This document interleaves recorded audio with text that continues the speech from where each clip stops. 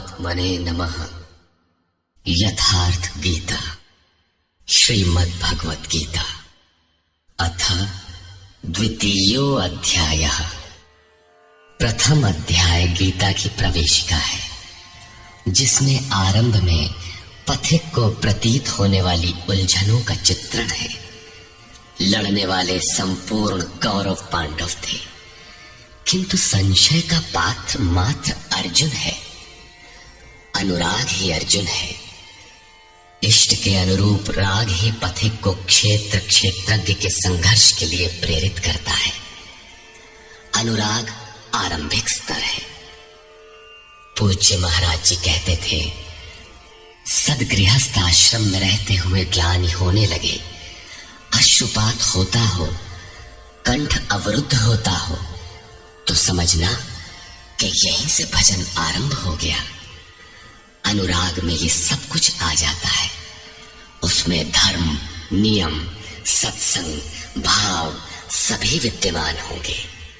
अनुराग के प्रथम चरण में पारिवारिक मोह बाधक बनता है। पहले सभी चाहते हैं कि हम उस परम सत्य को प्राप्त कर लें, किंतु आगे बढ़ने पर वो देखता है कि इन मधुर संबंधों का उच्छेद करना होगा। तब हताश हो जाता है। वो पहले से जो कुछ धर्म कर्म मानकर करता था, उतने में ही संतोष करने लगता है। अपने मोह की पुष्टि के लिए वो प्रचलित रूढ़ियों का प्रमाण भी प्रस्तुत करता है, जैसा अर्जुन ने किया कि कुल धर्म सनातन है। युद्ध से सनातन धर्म का लोप होगा, कुल क्षय होगा, स्वैराचार फैलेगा। ये अर्जुन का उत्तर नहीं था, बल्कि सद्गुरु के सान्निध्य से पूर्व की अपनाई गई एक कुरीति मात्र थी। इन्हीं कुरीतियों में फंसकर मनुष्य पृथक पृथक धर्म, अनेक संप्रदाय, छोटे बड़े गुट और असंख्य जातियों की रचना कर लेता है। कोई नाक दबाता है, कोई कान फाड़ता है। किसी के छूने से धर्म नष्ट होता है, तो कहीं रोटी पानी से धर्म नष्ट होता है। तो क्या अछूत या छूने वालों का दोष है? कदापि नहीं। दोष हमारे भ्रमदाताओं का है। धर्म के नाम पर हम कुरीति के शिकार हैं, इसलिए दोष हमारा है।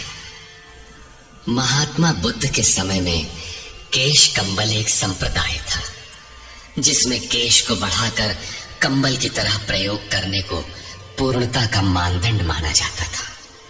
कोई गोव्रतिक गाय की भांति रहने वाला था, तो कोई कुक्कुर व्रतिक कुत्ते की तरह खाने पीने रहने वाला था। ब्रह्म विद्या का इनसे कोई संबंध नहीं है। संप्रदाय और कुरीतियां पहले भी थीं, आज भी है। ठीक इसी प्रकार कृष्ण काल में भी संप्रदाय थे, कुरीतियां थीं। उनमें से एकाध कुरीति का शिकार अर्जुन भी था। उसने 4 तर्क प्रस्तुत किए। 1, ऐसे युद्ध से सनातन धर्म नष्ट हो जाएगा। 2, वर्ण संकर पैदा होगा। 3, पिंडोदक क्रिया लोप होगी। और 4, हम लोग कुलक्षय द्वारा महान पाप करने को उद्यत हुए हैं। इस पर योगेश्वर श्री कृष्ण ने कहा,